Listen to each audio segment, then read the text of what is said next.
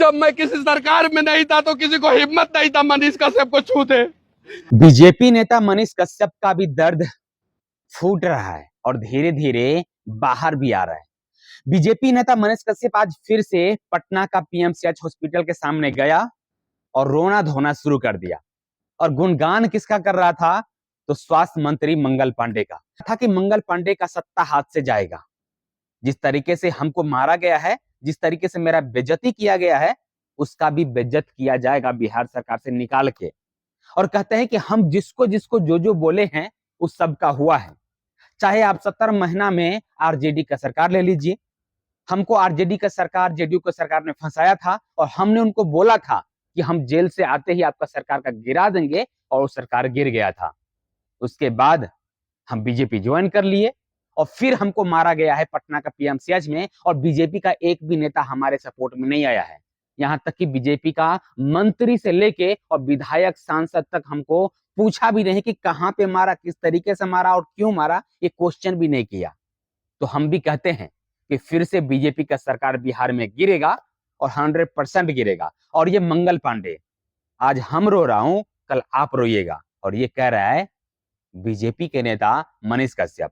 BJP के नेता मनीष कश्यप ये भी कहते हैं कि हम बीजेपी के खिलाफ ही चुनाव लड़ेंगे, और बीजेपी का जो भी विधायक बनने का सपना देख रहे हैं ना, हमारे अगेंस्ट में मत लड़िएगा। अगर हमारे अगेंस्ट में लड़ोगे तो 100% हार जाओगे, और मैं इस बार जीत के भी दिखाऊंगा। ये सिस्टम में घुसूंगा। जो बीजेपी का नेता हमको परेशान कर रहा है, बीजेपी का सरकार हमको परेशान कर रहा है, जेडीयू का सरकार हमको परेशान कर रहा है, उस सबको हम परेशान करेंगे। अगर हम निर्दलीय जीत जाते हैं, अगर किसी का सरकार बनते बनते गिरेगा, तो उसका समर्थन हम करेंगे और उस सरकार को हम बनाएंगे। यहां तक कि तेजस्वी यादव का भी तारीफ कर रहे हैं। और तेजस्वी यादव का तारीफ करने का वजह यह है क्योंकि 60 दिन में तेजस्वी यादव ने पूरे स्वास्थ्य विभाग को ही बदल के रख दिया था। ऐसे लग रहा था कि कई घर आंगन में आप जाके अपना इलाज करवा रहे हो। इस तरीके से पूरे हॉस्पिटल को बदल दिया था। लेकिन वही मनीष कश्यप कहते हैं कि जब तेजस्वी यादव 60 दिन में हॉस्पिटल का व्यवस्था को बदल सकता है, तो फिर तो आप 20 साल से हैं, क्या कर रहे हैं? आपका सत्ता 20 साल से है, तो आप क्या कर रहे हैं? क्यों नहीं स्वास्थ्य विभाग आपके हाथ से अच्छा हो रहा है? लेकिन नहीं कीजिएगा। मैं आपका ही समर्थक था, आपका ही नेता था, और आप हमको ही मार खिलवा दिए, और आप हमारे बारे में एक भी ट्वीट भी नहीं किए। यहां तक कि मनीष कश्यप जिसको सबसे ज्यादा मानता था, यानी सम्राट चौधरी, वो सम्राट चौधरी मनीष कश्यप के ऑफिस तो जरूर गए थे, लेकिन जब मनीष कश्यप मार खा लिया, उसके बाद उनका हाल चाल भी नहीं पूछा। और वही दर्द आज मनीष कश्यप का पीएमसीएच हॉस्पिटल के सामने दिख रहा था। सबके सामने गिड़गिड़ा रहा था, सबके सामने रो रहा था।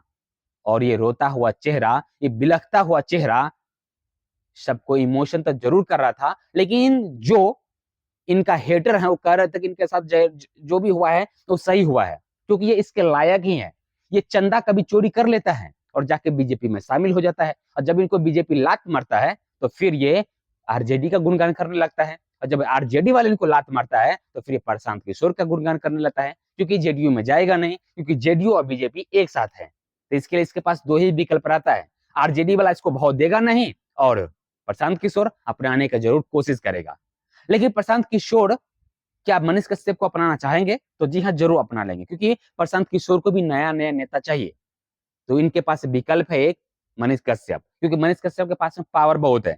उनके हाथ में 7 से 8 यूट्यूब चैनल है, 30 से 35 फेसबुक पेज है, तो उससे इनका पॉपुलैरिटी भी बढ़ाएगा और साथ में मनीष कश्यप को नेता भी बनाएगा। खैर, आप सभी अपना राय प्रतिक्रिया दीजिए कि बिहार में मनीष कश्यप को नेता बनना चाहिए या फिर इसी तरह से दलाली करना चाहिए।